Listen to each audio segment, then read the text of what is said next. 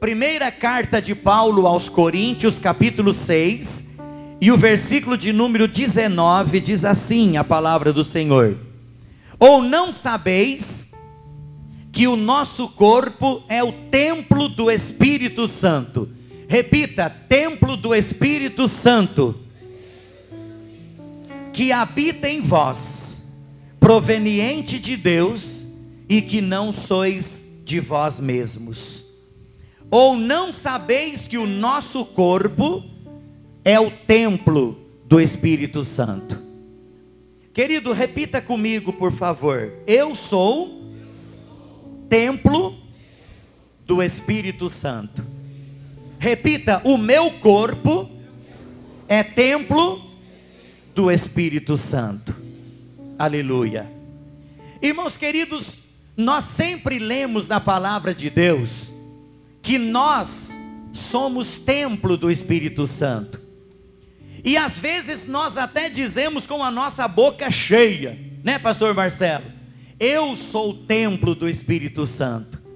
Às vezes a gente até bate no peito, irmão Cláudio, dizendo assim: eu sou diferente dos outros, eu sou o templo do Espírito Santo. Irmãos, esses dias atrás o pastor Júnior estava pregando aqui no púlpito, e ele disse várias vezes durante a sua palavra, dizendo que é fácil dizer que Deus é fiel, é como chover no molhado dizer que Deus é fiel. Irmãos, o X da questão é eu dizer que eu sou fiel a Deus. Eu dizer que Deus é fiel é fácil, mas e eu dizer que eu sou fiel para com o meu Deus? Eu sou fiel na presença do meu Deus, irmão Daniel. Aí que está o X da questão. É aí que está o mistério da palavra de Deus. Irmãos, e trazendo para a nossa realidade hoje, é fácil dizer que nós somos templo do Espírito Santo. É fácil dizer assim: ah, eu sou o templo do Espírito Santo, que maravilha. Mas será, irmão Antônio, que eu estou andando como templo do Espírito Santo? Será que a minha vida está condizendo com o templo do Espírito Santo? Será que as minhas atitudes, elas estão condizendo que o templo do Espírito Santo está realmente sendo habitado pelo Espírito Santo? Então é esse então que é o mistério. Quantas vezes nós dizemos que somos templo do Espírito Santo, mas a nossa vida está cheia de coisas erradas. Nós estamos fazendo muitas coisas que não são do agrado de Deus. Nós estamos fazendo muitas coisas que não são do agrado do Senhor. Quem aqui é templo do Espírito Santo? Levanta a mão. Aplauda ao Senhor, porque você pode dizer que você é um templo do Espírito Santo. Você está vivendo e andando na presença de Deus. Que maravilha. Irmãos, eu vou meditar com vocês muito rápido, porque nós ainda teremos a celebração da Santa Ceia do Senhor. Aonde o Espírito Santo habita? Em quem o Espírito Santo habita?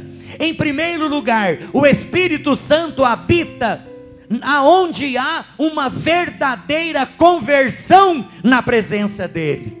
Aquele que realmente se converteu, aquele que realmente aceitou a Jesus como Salvador, aquele que realmente é uma nova criatura diante de Deus, esse é um forte candidato para ser templo do Espírito Santo. Irmãos, o Espírito Santo, ele não habita num templo sujo. O Espírito Santo, ele não habita num templo cheio de teias de aranha. O Espírito Santo, ele não habita em um templo todo empoeirado. Ele habita, irmãos, num templo realmente convertido e que teve uma experiência gloriosa na presença do Senhor. Irmãos, em segundo lugar, em quem o Espírito Santo de Deus habita? Onde há pureza. Repita comigo: onde há pureza. Irmãos, a Bíblia recomenda inúmeras vezes uma vida de santidade e uma vida de pureza na presença de Deus.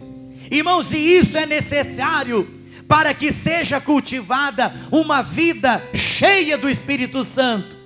E isso deve ser cultivado para que o Espírito Santo habite em nós e o nome do Senhor Jesus seja glorificado.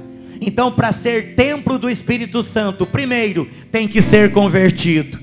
Para ser templo do Espírito Santo, segundo, deve ter pureza de vida, santidade de vida, porque o Espírito Santo, ele não habita num templo sujo, empoeirado e cheio de teias de aranha. Irmãos, nós não vamos ler, mas você pode dar uma olhada na sua Bíblia, no Salmo 51 e o versículo de número 11. Salmo 51, versículo de número 11. Irmãos, Davi, após ele ter cometido pecado diante de Deus, após ele ter feito algo de errado diante de Deus, algo que ele não deveria fazer diante do Senhor. Se você ler aí o versículo 11 do capítulo 51 do livro dos Salmos, Davi, ele completamente arrependido, ele diz assim: Senhor, volta a dar-me a alegria do teu Espírito Santo na minha vida. É mais ou menos isso que ele diz aí: volta a dar a alegria do Espírito Santo. Que o Espírito Santo volte a habitar na minha vida e no meu coração, Senhor. Por quê? Porque ele sentiu que quando ele pecou, o Espírito Santo foi embora. Então ele se arrepende e ele pede para que o Espírito Santo de Deus volte a habitar nele novamente. Louvado seja o nome do Senhor. Irmãos amados, isso é muito interessante. Isso é muito interessante. Irmãos, a Bíblia Sagrada, ela nos ensina, ela nos fala de uma forma categórica, ela nos fala de uma forma enfática. No Novo Testamento, irmãos, fica evidente diante de nós a possibilidade de, com atitudes impuras e atitudes pecaminosas, irmãos, o verdadeiro cristão, ele pode apagar o Espírito Santo na sua vida. Você sabia disso? Aquele crente fervoroso, aquele crente cheio do Espírito Santo, aquele crente que falava línguas estranhas, aquele crente que profetizava, aquele crente que era usado nas mãos de Deus, aquele crente que colocava a mão na cabeça dos doentes e a enfermidade ia embora, aquele crente que colocava a mão na cabeça de alguém e o problema era resolvido, aquele crente que abria a boca e ao abrir a sua boca o povo sentia a presença do Senhor. Irmãos, a partir do momento que ele caiu no pecado, a partir do momento que ele fez algo de errado diante de Deus, o Espírito Santo foi apagado na vida dele e ele voltou a ser uma pessoa carnal novamente. E isso, irmãos, é muito triste diante do Senhor. Nós vamos dar uma olhadinha. Esse texto aqui eu gostaria de ler. Primeira aos Tessalonicenses. Primeira carta de Paulo aos Tessalonicenses, capítulo 5 e o versículo de número 19. Não extingais o Espírito Santo. A outra tradução diz assim: não apagueis o Espírito Santo. Então, querido, se na Bíblia Sagrada está dizendo não apagueis o Espírito Santo, é porque o Espírito Santo, ele pode ser apagado. O Espírito Santo, ele pode ser extinto da nossa vida, diante das nossas atitudes, diante daquilo que a gente faz na presença do Senhor. Irmãos, quantas pessoas estão apagando o Espírito Santo com as suas atitudes? Quantas pessoas estão sufocando o Espírito Santo em suas vidas através das suas atitudes? Estão fazendo coisas que não agradam a Deus, estão frequentando lugares que não agradam a Deus, estão deixando que os seus pés pisem em lugares que não agradam a Deus, estão ingerindo coisas que não agradam à vontade de Deus. estão vendo coisas que não agradam à vontade de Deus. O Espírito Santo está sendo apagado, o Espírito Santo está sendo extinto, o Espírito Santo, ele já está arrumando as malas para cair fora, porque Deus, ele não habita em templo sujo, em nome de Jesus. Amém ou não amém, irmãos?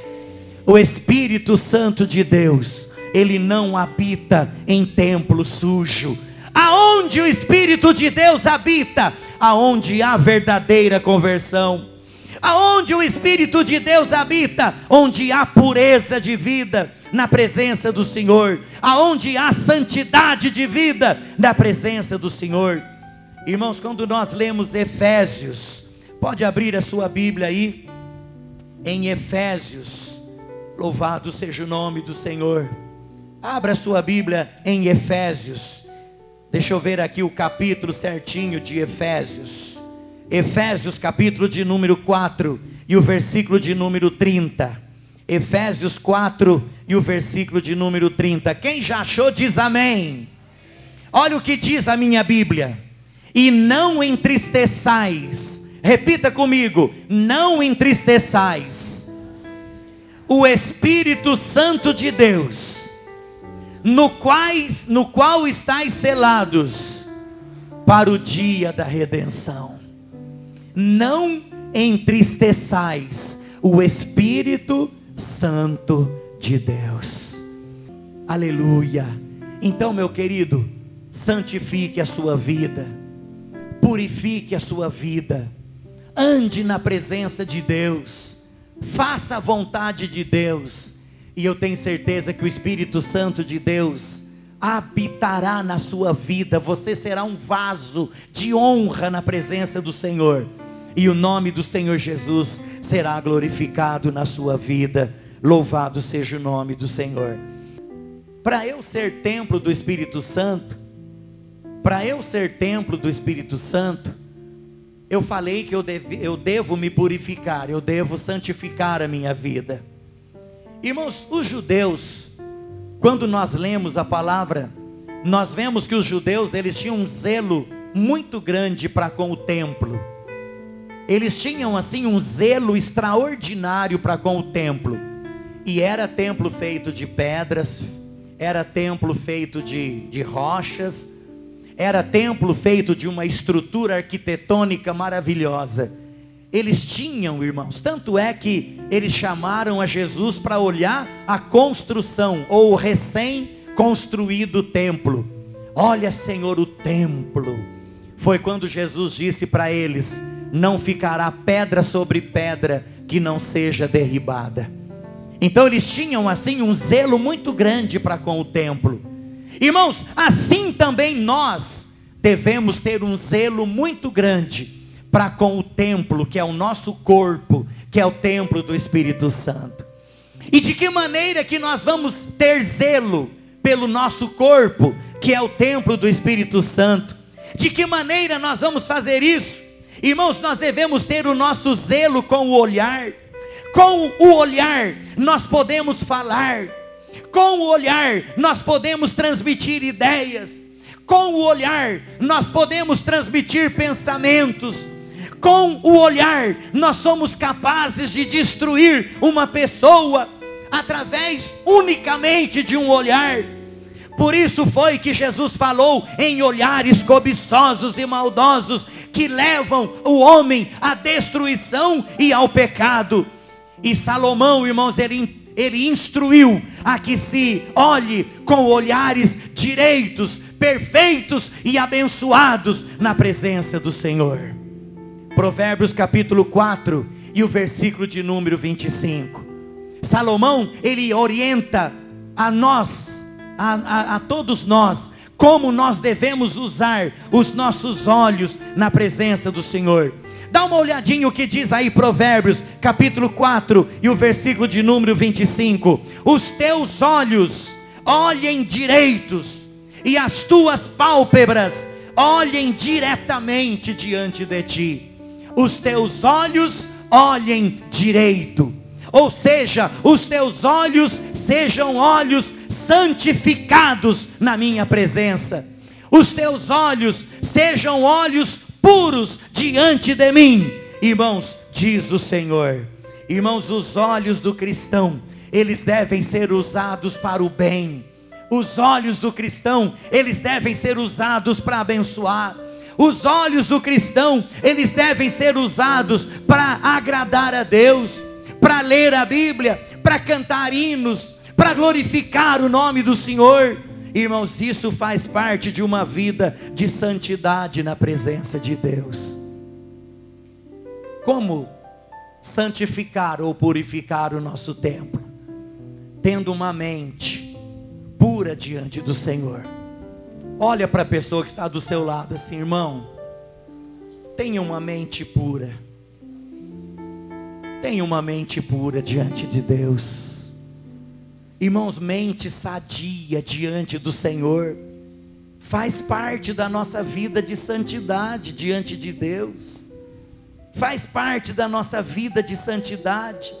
Nós devemos nos preocupar com aquilo que nós temos na nossa mente, com aquilo que nós projetamos na nossa mente. Irmãos, a nossa mente é o lugar onde geralmente o diabo gosta de trabalhar. Mente vazia é oficina do diabo. O diabo começa a trabalhar. O diabo, ele começa a colocar coisas ruins naquela mente que está vazia. Então, a partir de hoje, comece a colocar, a ocupar a sua mente com as coisas de Deus. Comece a ocupar a sua mente com as coisas do Senhor, com a sua palavra, com cânticos maravilhosos que glorificam o nome do Senhor. Comece a ocupar a sua mente com projetos que vão fazer você ganhar almas para o reino de Deus. Amém, querido?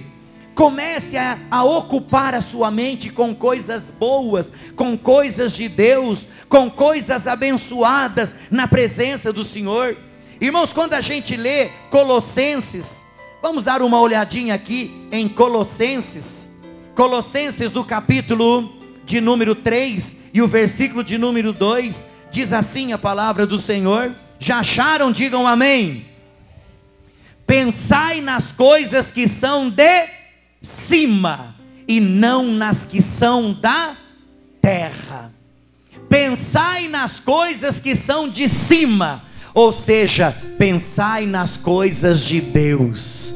Ocupem as vossas mentes com as coisas de Deus. É assim que deve viver o templo do Espírito Santo que somos nós. Irmãos, e para terminar essa mensagem, nós devemos zelar com o nosso falar. Já falei aqui, zelo com o olhar, zelo com a nossa mente e zelo também com o nosso falar. Irmãos, a nossa língua é terrível de ser dominada. A nossa língua é um pequeno membro do corpo que possui um significado ou uma importância muito grande, muito grande. Irmãos, através da nossa língua, nós podemos criar confusões. Através da nossa língua, nós podemos fazer pessoas brigarem. Através da nossa língua, nós podemos semear contendas entre as pessoas. Através da nossa língua, nós podemos maldizer ou lançar maldições sobre os nossos irmãos. Através da nossa língua, nós podemos muitas vezes proferir palavras que não glorificam o nome do Senhor. Através, queridos, da nossa língua, nós podemos fazer coisas estrondosas, nós podemos fazer coisas terríveis. É por isso que a Bíblia Sagrada nos ensina sobre o uso da nossa língua. Da mesma maneira que nós precisamos usar bem a nossa mente, da mesma maneira que nós precisamos usar bem os nossos olhos, nós precisamos usar bem a nossa fala, a nossa língua. Irmãos, isso é importantíssimo diante do Senhor, diante de Deus. Irmãos, isso é importante lá em Efésios capítulo 4 e o versículo de número 25. Vamos dar uma olhada aqui em Efésios, já terminando, capítulo 4, e o versículo de número 25. Quem já achou diz amém. Efésios 4, 25 diz assim: pelo que deixai a mentira, e falai a verdade, cada um com seu próximo, porque somos membros uns dos outros. É o zelo com a nossa língua. Existem até aquelas pessoas que falam que Deus nos deu 2 ouvidos. É isso ou não? Deus, Ele nos deu 2 ouvidos e uma boca só. Sabe para quê, irmãos? Para a gente ouvir mais e falar menos. Senão Ele teria dado 2 bocas, né? 2 ouvidos Ele nos deu e uma boca só. É para a gente ouvir mais e falar menos. Porque quanto mais nós falamos de forma impensada, nós falamos aquilo que não deveríamos falar. E muitas vezes nós fazemos confusão, fazemos coisas que não deveríamos fazer também. Então, meu querido, você é templo do Espírito Santo. Você é templo do Espírito Santo. Então nós devemos viver como templo do Espírito Santo. O templo do Espírito Santo deve ser santo, amém? Deve ser santificado. Se nós somos templo ou casa do Espírito Santo, essa casa deve estar sempre pronta para receber o Espírito Santo e para que Ele habite em nós de uma forma maravilhosa. E nós continuemos sendo uma bênção na presença de Deus.